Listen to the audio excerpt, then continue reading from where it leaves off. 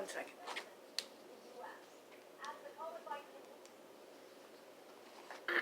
Sorry about that.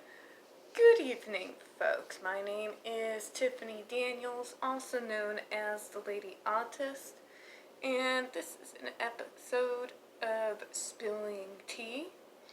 Now, don't mind that over there. If you see on Twitter, I just did my first attempt at Korean curry today, and it's still cooling off, so it just came out of the rice steamer.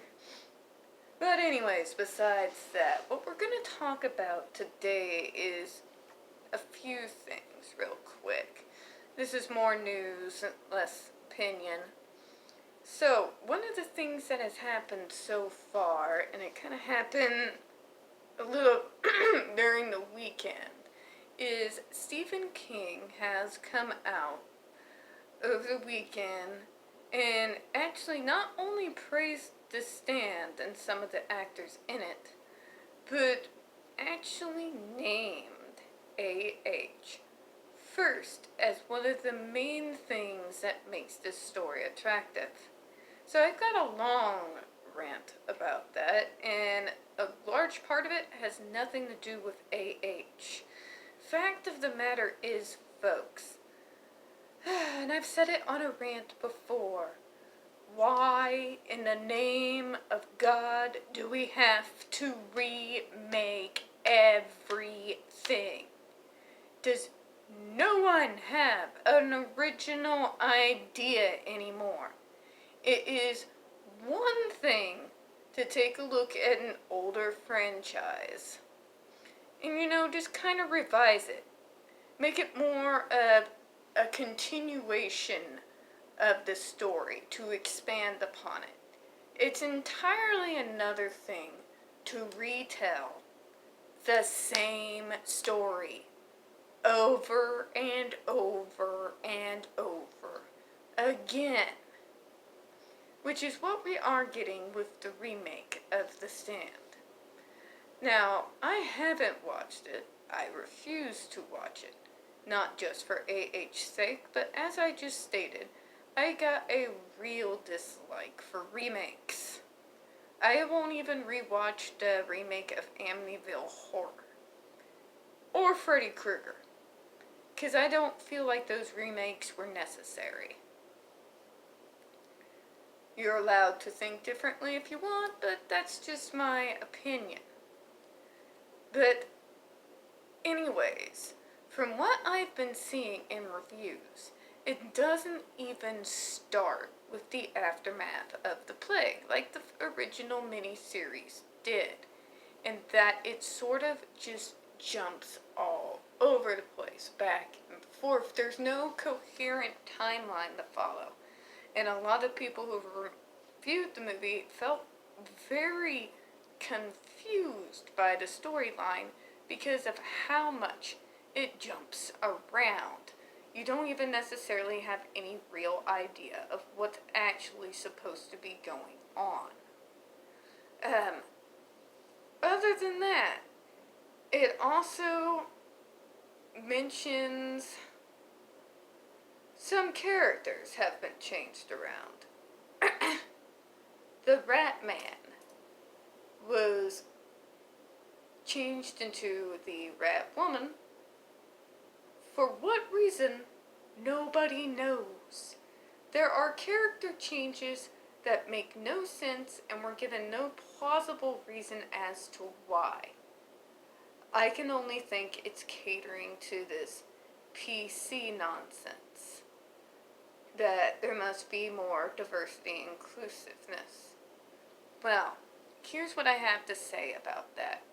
Until you all invite the disabled community into your so-called woke inclusiveness and diversity, I don't want to hear your crap. Okay? You're not inclusive. You're not diversive. You just want to appear that you are so you can appease the PC police enough to get your stuff out. That's it. I like to call it selective inclusiveness.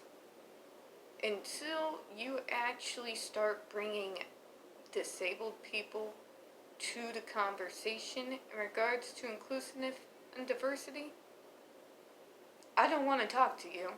And I'm certainly gonna not have you virtue signal at me, considering how you have treated entertainment industry Hollywood, disabled characters throughout basically the duration that Hollywood has existed. That's neither here nor there, that's a short rant. But anyways, it's already getting bad reviews. And there are a lot of people that are comparing it to original miniseries and how much better the original miniseries was. Then you have AH, which from all accounts, many people have shown in their reviews that her character was forgettable and confusing. Nadine is maybe not a main character, but it is an important part. You can't have wooden acting. You can't. Nor can you have Nadine necessarily playing the unwitting victim. Her motivations were no AH. No. No. You want to know who understood Nadine? The original actress who played Nadine. 'Cause it showed her as, yes, she was being preyed upon by Flag. But it also shows you that she had her own darkness. You know what I'm saying? She had her own reasons that had nothing to do with Flag. She's not just some brainwashed groupie. Maybe I don't know what I'm talking about, but I think I do.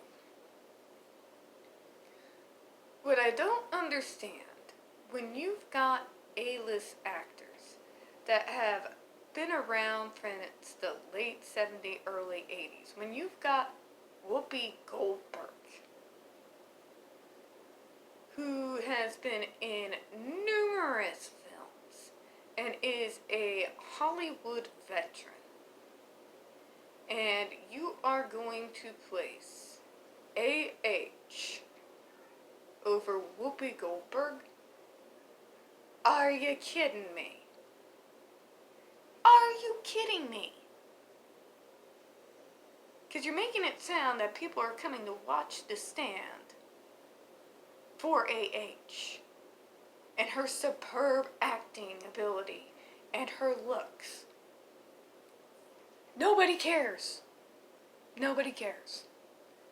They are there because they love the books. They love the original miniseries, those of us who remembered that from the 90s. And they wanted to see what it was all about. That's what they're there for. You have people who are there to see some of these veteran actors take on these well-known roles and see how they handle them. I don't understand. I don't understand. I don't feel like she stands out enough for her to be the first mention by Stephen freaking King. I don't understand. Many book adaptations have had some of the biggest A-list actors in Hollywood. There was Michael Duncan Clark and Tom Hanks in The Green Mile. You had Tim Robbins and Morgan Freeman in The Shawshank Redemption. You have Depp himself in The Secret Window. The list goes on. Sissy Spacek in the original Carrie. A-list, legendary actors, right? You may not like Whoopi, but in her own respect, a legendary actor. and you're going to praise AH's performance.